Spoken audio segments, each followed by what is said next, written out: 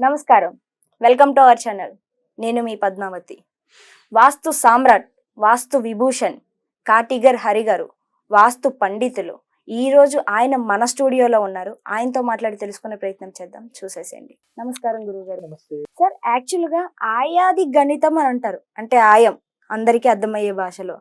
ఇంటిని నిర్మించేటప్పుడు కొన్ని లెక్కలు వేసి ఆ గణితంలోనే ఇంటిని నిర్మించాలి అంటారు. మరి ఇంటిని నిర్మించేటప్పుడు ఇన్ని లెక్కలు వేసేటప్పుడు అంటే ఇంటి పెద్ద ఎవరైతే ఉంటారో వాళ్ళ నక్షత్రం కానీ లేకుంటే జన్మస్థానాలు కానీ లెక్క వేసి వీటిని లెక్కల్లోకి తీసుకొని వేసి చెప్తారా, లేకుంటే అసలు ఏంటి గణితం దేన్ని బట్టి చెప్తారు?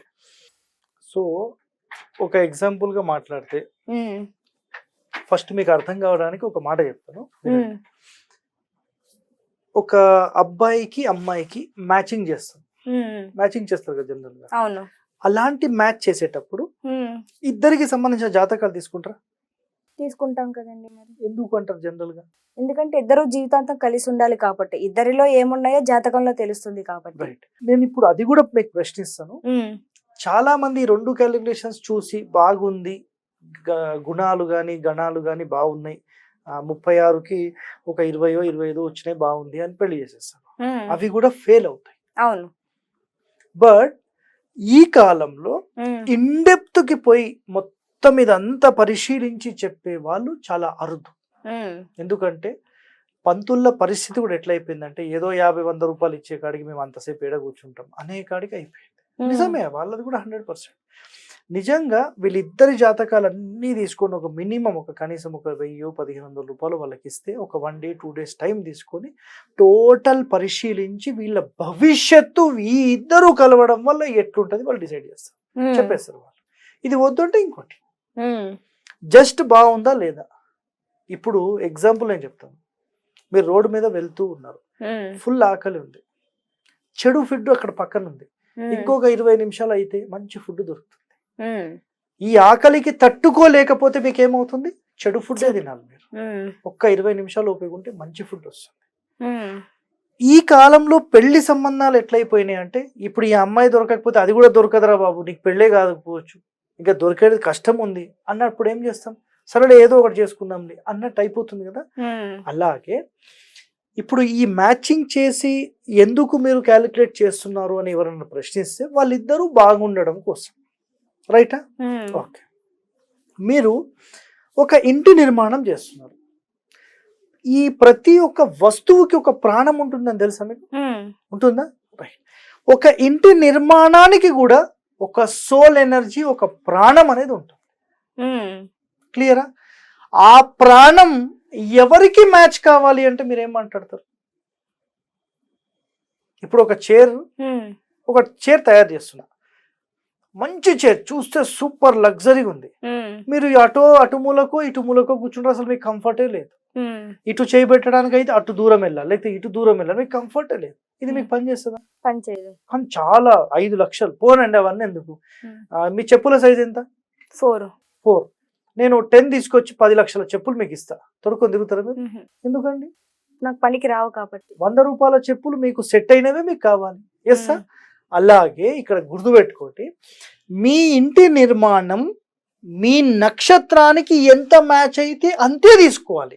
మీ జాతకానికి ఎంత మ్యాచ్ అయితే అలాంటి జాతకుడుకు సంబంధించిన అబ్బాయినే మీరు సెలెక్ట్ చేసుకోవాలి కదా. అలాగే ఒక ఇంటి ఫ్యామిలీ మెంబర్స్ ఎవరైతే ఉంటారో వాళ్ళ పేర్లు, వాళ్ళ వర్గులు, వాళ్ళ నక్షత్రాలు, వీళ్ళందరికీ గణితం చేసి మొత్తం వీళ్ళ ఫ్రీక్వెన్సీస్ అంటాం. ఫ్రీక్వెన్సీస్, ఈ ఫ్రీక్వెన్సీస్ కి ఎలాంటి ఇంటి నిర్మాణం లోపలి కొలతలు కానీ బయట కొలతలు కానీ ఒక ఫ్రీక్వెన్సీ మ్యాచ్ అవుతుందో వీళ్ళకు మ్యాచ్ అయ్యే ఒక మెజర్మెంట్ తీసుకుంటాం. వీళ్ళు పుట్టిన టైం ఇవన్నీ కూడా క్యాలిక్యులేషన్సే. ఈ క్యాలిక్యులేషన్ మ్యాచ్ అయ్యేలాగా తీసుకున్నప్పుడు వీళ్ళందరూ ఈ ఇంటి లోపలికి వచ్చి ఇంట్లో ఉన్నారనుకోండి, అబ్బా ఈ ఇంట్లో ఉంటే ఎంత ప్రశాంతంగా ఉంటది అని వాళ్ళు ఆలోచించే విధానానికి వెళ్ళిపోతారు. నా పాయింట్ మీకు అర్థమైంది? ఆయాది గణితం అంటే వీళ్ళ అందరి నక్షత్రాలకు ఎలాంటి కొలత ప్రమాణం తీసుకోవాలి, పొడవు ఎంత తీసుకోవాలి, వెడల్పు ఎంత తీసుకోవాలి అనేది కండిషన్. ఆయాది అంటున్నాం కదా, ఆది అంటే పొడవు ఎంత, వెడల్పు ఎంత తీసుకోవాలి, ఇది కండిషన్. సింపుల్. సో ఈ కండిషన్ లో ఒకరికి మ్యాచ్ అయింది, ఒకరికి కాలేదు. ఇంకొకరికి తీసుకున్నప్పుడు ఇంకొకరికి మ్యాచ్ అయింది, ఇంకోటి కాలేదు. ఈ నలుగురికి కరెక్ట్గా మ్యాచ్ అయిన ఏ కొలత ప్రమాణం అయితే ఉంటుందో ఆ కొలత ప్రమాణంలోనే తీసుకోవాలి. మీకు ఒక 30 అడుగులు ఉంది, పొడవేమో 50 అడుగులు ఉంది. మీకు రిక్వైర్మెంట్ 28 దాకా తీసుకొని ఒక్కొక్క అడుగు వదులుదామని మీరు అనుకుంటున్నారు, కానీ మీకు మ్యాచ్ కావట్లేదు అక్కడ. అప్పుడు ఏం చేయాలి? మీకు మ్యాచ్ కానప్పుడు మీకు మ్యాచింగ్ ఎంతైతే వస్తుందో మీకు 26 మ్యాచ్ అవుతుంది. సో మీరు 26 తీసుకోవాలి. 28 ఎట్లా తీసుకుంటారు? మీరు తీసుకోలేము.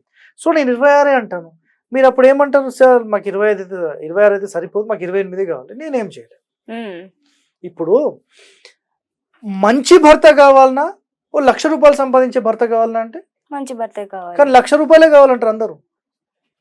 అందమైన అమ్మాయిని పెళ్లి చేసుకుంటావా, లేకపోతే ఒక 50 లక్షలు ఇచ్చే నల్లగా బ్లాక్గా ఏదో బాలేదురా బాబు ఉండే అమ్మాయిని కావాలన్నా అంటే ఇంట్లో వాళ్ళు ఫస్ట్ ఏమంటారు? 50 లక్షలు తెచ్చే అమ్మాయినే కావాలంటారు. అవును, అంతేనా?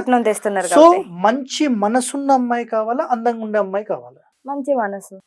కానీ మీరు అబ్బాయిని తీసుకుపోయి కూర్చోబెట్టండి, ఈమె మంచి మనసు, ఈమె చాలా సూపర్ బ్యూటిఫుల్ ఉంటుందని చెప్పండి, నాకు ఈమెనే చేసుకుంటా అంటాడు. ఆ మనసుదేముంది అంటాడు. అంతే. కనిపించేది అందరూ చూస్తారు, కనిపించని ఆ ఎనర్జీ, సోల్ ఎనర్జీ ఏదైతే ఉంటుందో అది మనకి ఇంపార్టెంట్. అది గ్రహించిన రోజు అర్థమవుతుంది.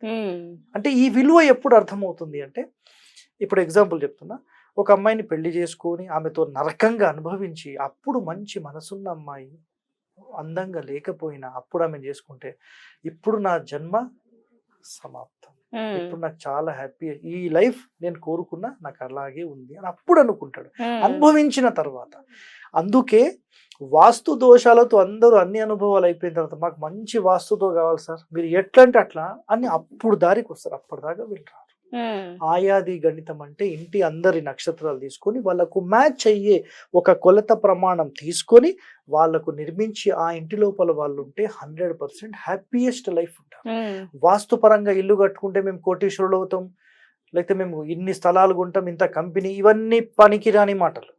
ఒక మంచి వాస్తు పరంగా కట్టుకున్నప్పుడు అందరూ కలిసిమెలిసి ఉంటూ ప్రశాంతంగా ఉన్న దాంట్లో హ్యాపీయెస్ట్ లైఫ్ గడపడం కోసం మాత్రమే వాస్తు, ఈ ఆయాది గణితము, ఆయము, పథకము ఇవన్నీ మాట్లాడతారు. సింపుల్.